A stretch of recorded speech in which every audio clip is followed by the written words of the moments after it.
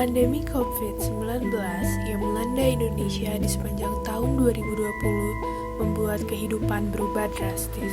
Pemerintah telah menetapkan COVID-19 sebagai jenis penyakit dengan faktor risiko yang menimbulkan kedaruratan kesehatan masyarakat.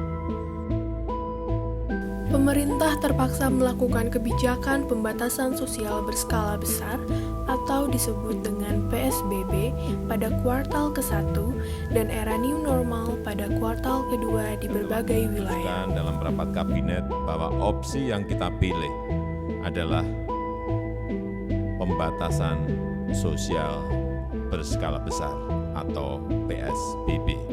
Dan sampai dengan hari ini Jakarta masih berstatus PSBB. Upaya itu dilakukan demi terciptanya kondisi kesehatan yang aman dari COVID-19. Namun, akibat kebijakan tersebut, masalah yang baru muncul, yaitu krisis ekonomi.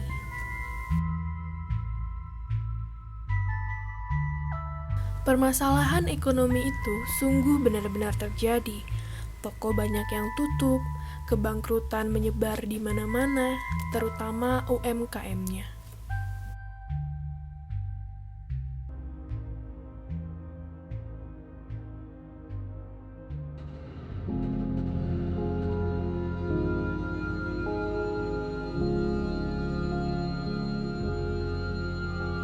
Ketiga, menjaga dunia usaha, utamanya usaha mikro, usaha kecil, usaha menengah, agar tetap beroperasi dan mampu menjaga penyerapan tenaga kerjanya.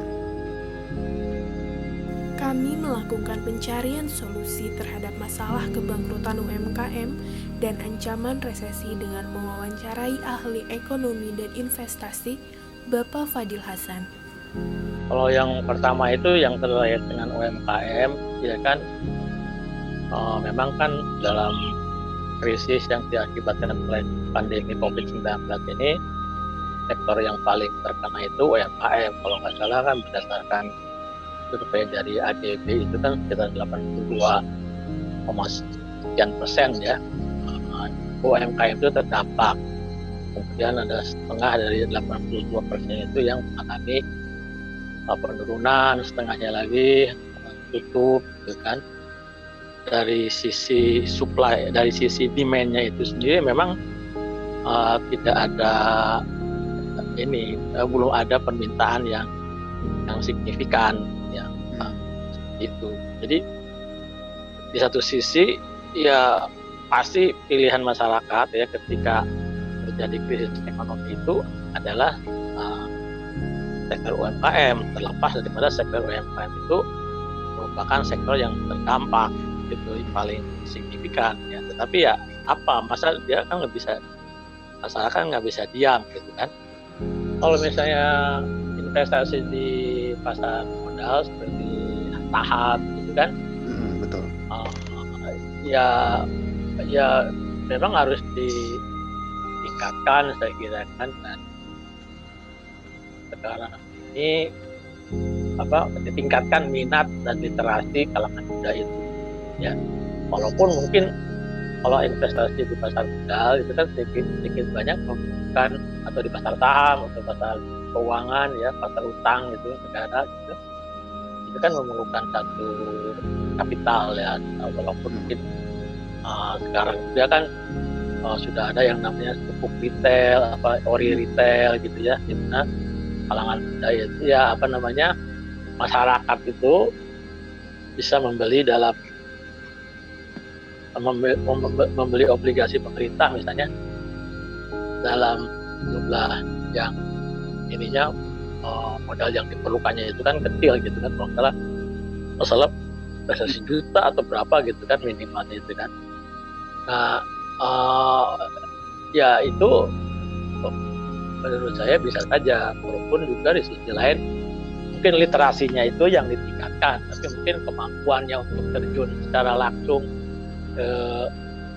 melakukan investasi itu juga masih terbatas kan. Bagaimana juga kan mereka, kalau misalnya kalangan muda itu kecuali yang udah bekerja ya, tapi yang baru lulus segala macam itu mungkin orientasinya itu masih apa namanya, berbeda lah ya. Prioritasnya itu kan mungkin mendapatkan pekerjaan atau melakukan usaha ya secara mandiri dan seterusnya.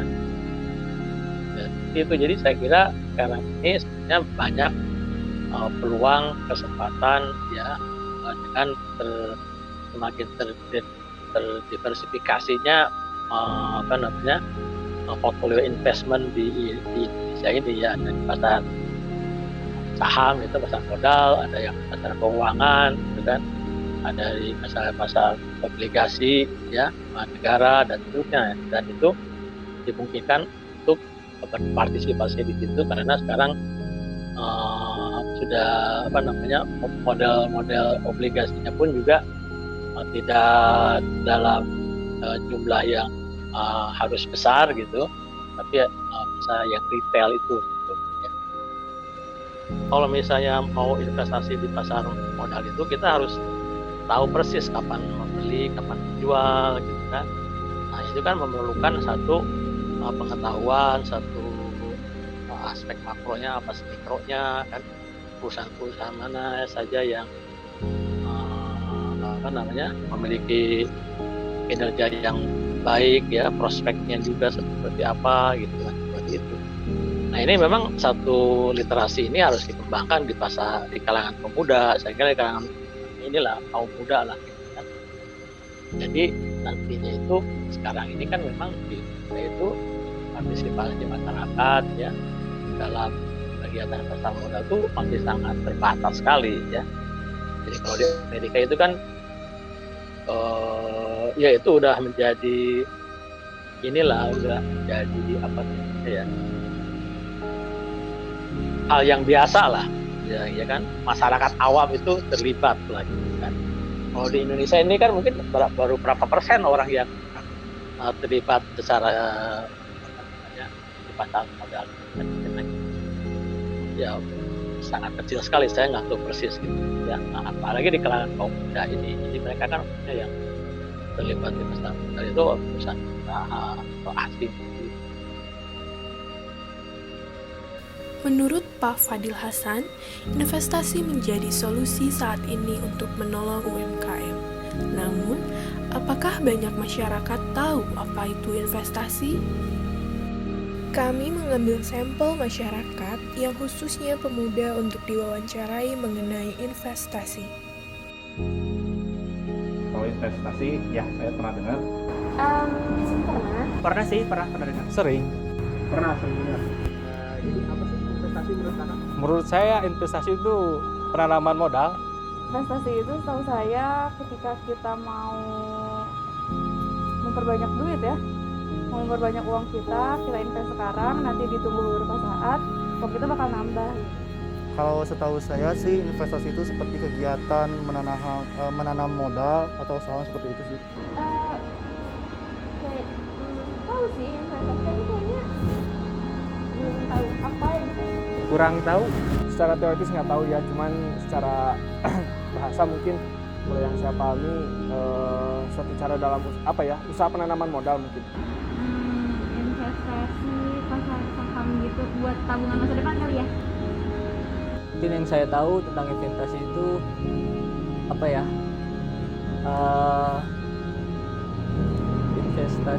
investasi ya.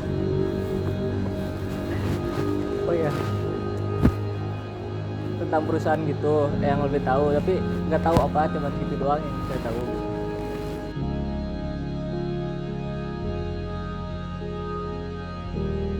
Belum.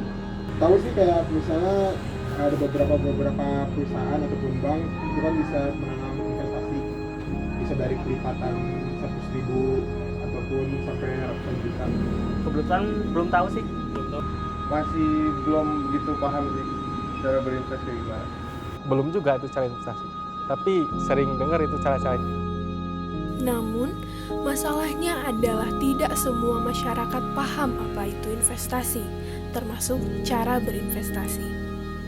Di sisi lain, Indonesia yang sedang mengalami bonus demografi yang diisi mayoritas pemuda dapat menjadi potensi agar dapat keluar dari zona krisis ekonomi. Langkahnya yaitu dengan cara melakukan investasi dari pemuda untuk UMKM di Indonesia. Saya Reza. Saya Rafli. Saya Reza Kadir Priyatna. Mengajak seluruh pemuda di Indonesia untuk dapat berperan di kondisi seperti ini. Mari sisihkan uang sakumu. Mari kita bertindak melalui genggaman smartphone. Mari kita mulai berinvestasi. Mari kita gunakan beragam platform fintech masa kini. Mari kita tunjukkan eksistensi kita saat ini. Mari investasi mulai sekarang. Dan jangan lupa mulai berinvestasi dari sekarang. Mari investasi mulai sekarang. Kampanye ajakan investasi ini kami dedikasikan untuk para pekerja yang di PHK, para UMKM yang bangkrut, untuk ekonomi yang bangkit, untuk ekonomi Indonesia bangkit.